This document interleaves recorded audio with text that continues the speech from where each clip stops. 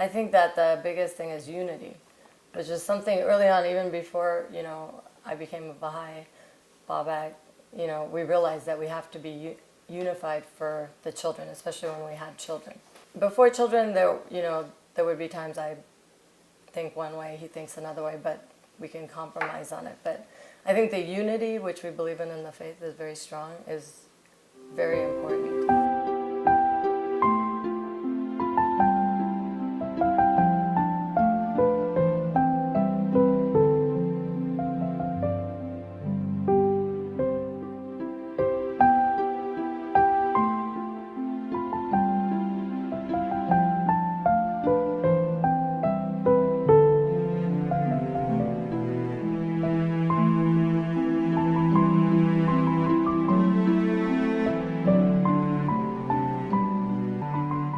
Babak.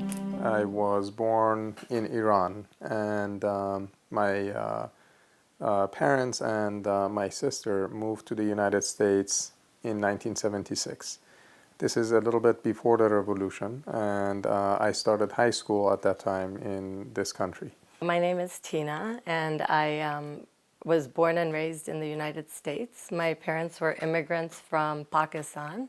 They came to this country in 1959, 1960. My father had done some work with the FMC Corporation in terms of buying agricultural equipment for Iran at that time.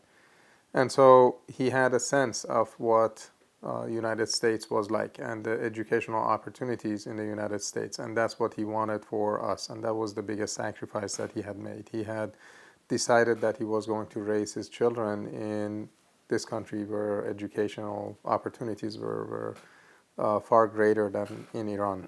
I grew up in a family that was Muslim in a town that there were no other Muslims or Pakistanis. It was a small town. And so it was difficult growing up being in America and trying to assimilate to the American culture while my family was still very Eastern and conservative. So there were always challenges growing up in that family. But it was fine. You had to adjust to those challenges and things like a lot of immigrant kids do in this country now. There were a lot of cultural differences, even though Iran at the time, pre-revolution, was fairly progressive. Nonetheless, there were still a lot of differences between what I had seen in Iran and in Europe and what I was seeing in the United States. And it took a little bit of adjustment, but I have to say that coming from the cultural background, the Iranian cultural background, where family is so important and you are raised in the cradle of the family, it made that transition easier. Babak and I met in residency when we were in training at Stanford University Hospital. Babak was 1 year ahead of me in residency, and I was in a program. I was with Kaiser, and I was in a program that had certain months that we did at Stanford Hospital. So we first met on call. We were both on call together, and we got to know each other a little bit at that time, although I think that he fell in love with me right away or was attracted to me right away. But it took me some time. Tina and I met during residency. I was a resident and 1 year ahead of Tina as well, and Tina was rotating through Stanford at the time. And so on call, when we were getting sign out, I met Tina. Our interactions were not that much, but she was striking. She was a beautiful young woman, and aside from that, she really had a beautiful smile, and her eyes were very attractive. I realized that she was actually a very good resident. She paid a lot of attention to what she was doing. She cared for the patients, and that was attractive to me. There were other residents that were actually saying, maybe Babak likes you. He's very old-fashioned. He doesn't ask girls out. too much, and you should ask him. So that was what happened. I asked him to go to a movie, and that was it. I thought that that was very courageous of Tina to come out and ask me out. I'm glad that she did, because if she hadn't, I don't know if I would have done that. So in a sense, things work out for a reason, and it worked out. We were dating for 5 months before he proposed. He took me to a very nice restaurant in San Francisco. It was on my birthday, and he proposed to me there. And then we were married 3 months later. I told her that my interest in you is not just for acquaintance or just to get to know you. I want to get to know you to see if there's any possibility of us spending the rest of our lives together and being married. I think she was taken aback by that initially. There's so many wonderful aspects about Babak. He's kind and intelligent. He's loving. He's a good husband. He's a great father. He's understanding. There's so many things that he attracts people wherever he goes just from his personality. He's taught me so much about life, about the Baha'i faith, about the Persian culture. I just don't even have words. I could go on and on and on about describing him, but he's a beautiful person, inside and outside. She is a beautiful person, and physically, but also more importantly, she has a beautiful soul. She is kind-hearted. People meet her and like her. I'm a perfect example of that. You know, I met her and fell in love with her. She is a wonderful person. You know, I am lucky to have her in my life. She means almost the world to me, and the only person that I can think of as truly understanding who I am would be Tina. She is the mother of my children. She is the person who helps me raise my children, and she does most of it by herself, actually, just because I am so busy with other things and factors, and I trust her. I trust her with my life, essentially. Those elements have changed over time because, you know, things get stronger and stronger. I think in the beginning, the biggest thing bonding us together was our same line of work. You know, we had something interesting to talk about and things like that. We also, I think, culturally, even though he was born and raised for most of his life in Iran, I understood that. I was born and raised in this country. He understood that a little bit. So, you know, we had some of those things that we were understanding of each other's cultures because I knew somewhat, having parents from Pakistan, it's close. And then through time, the things that have bonded us together is the faith. At that time, we didn't have the same religion. I was Muslim and he was Baha'i. But over time, you know, learning about the faith and raising the children as Baha'is and things like that, I think that's been one of our bonds, is the faith.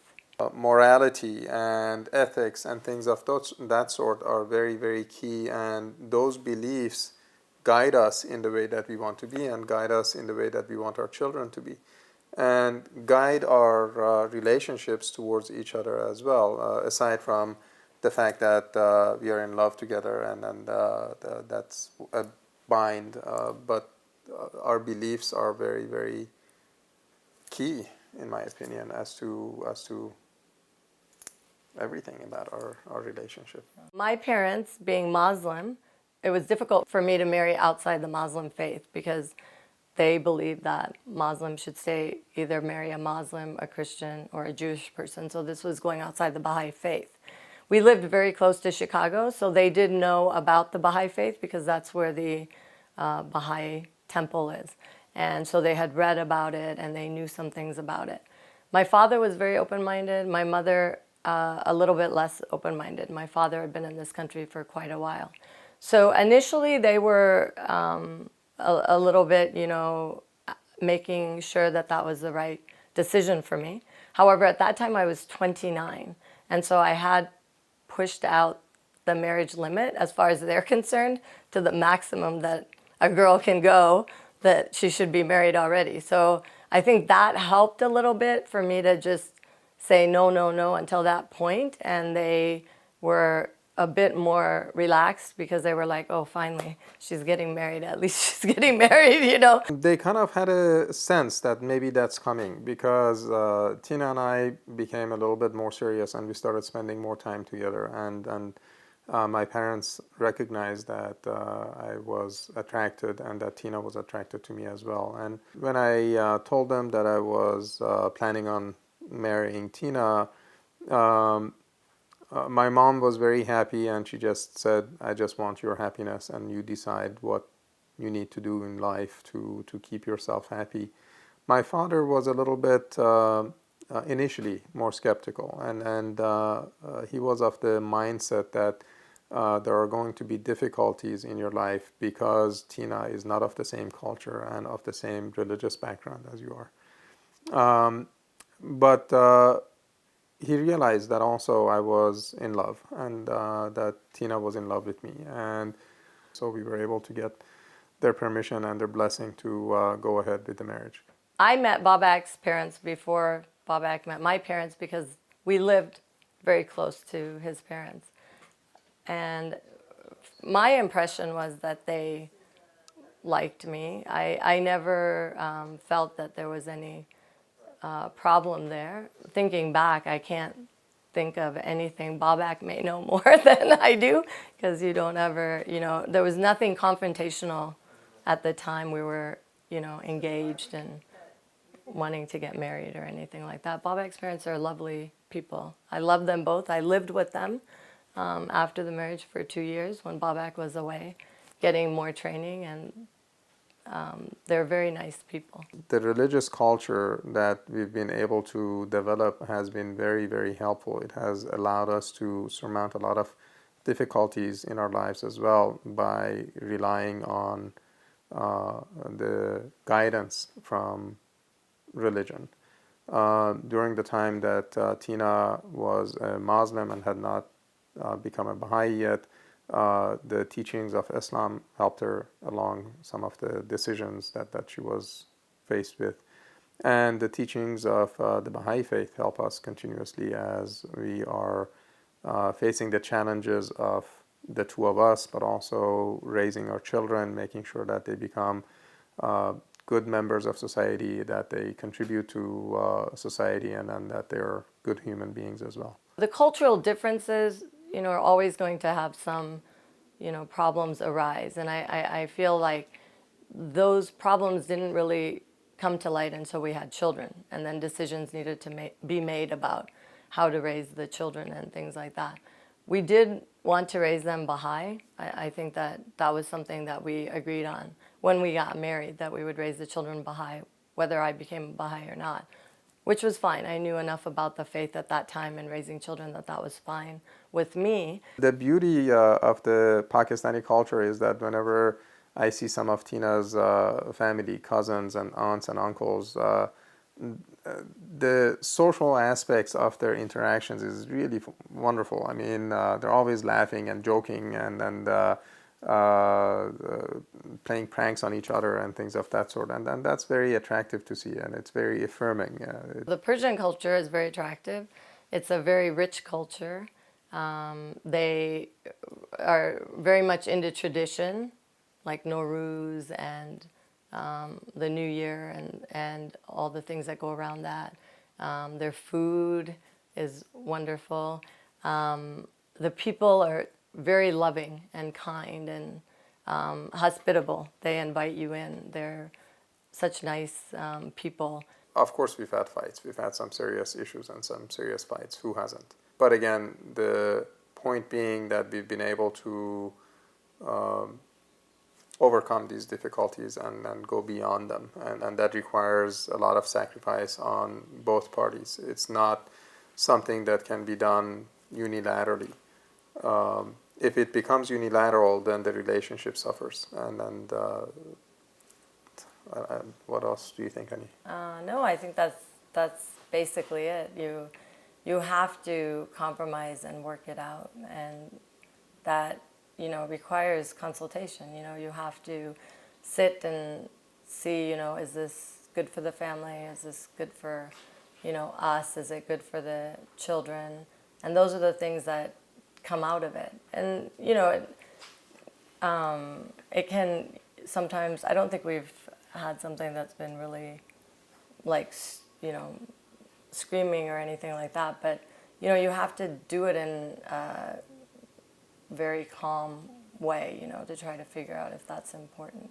You have to really love that person. And I think I mentioned it before, to oversee the faults that the other person has. Because that's the basis of, the marriage or the bond. As you were saying, what is the bond and stuff like that. And then from love comes, all the other things, that help make it work. No, I agree. I think love is very important. And one of the other things that I want to add, you said one thing, but I think that there are many things that kind of interplay together, is the sense of mutual respect. If you don't have that ability to understand and respect somebody else's point of view, then your relationships, whether be it in a marriage or be it in any other situation, are not going to be successful. You have to have an understanding. You can't always get what you want. And love is the basis of that mutual respect. And if you have some feelings for the person, then you are more willing to go ahead and respect their opinion and see what it is that they're trying to do. I agree. I think that having the last word is all about ego. And that's what we couldn't take out of the equation. It's always very difficult to do. And even in consultation, we should take that ego out of it and let our decision, just let it go. And now that we have to teach that to our children, because it's very difficult for them when they don't get their way, we learn in the process that we have to show that same sort of thing, that we're not attached to our viewpoint and things like that.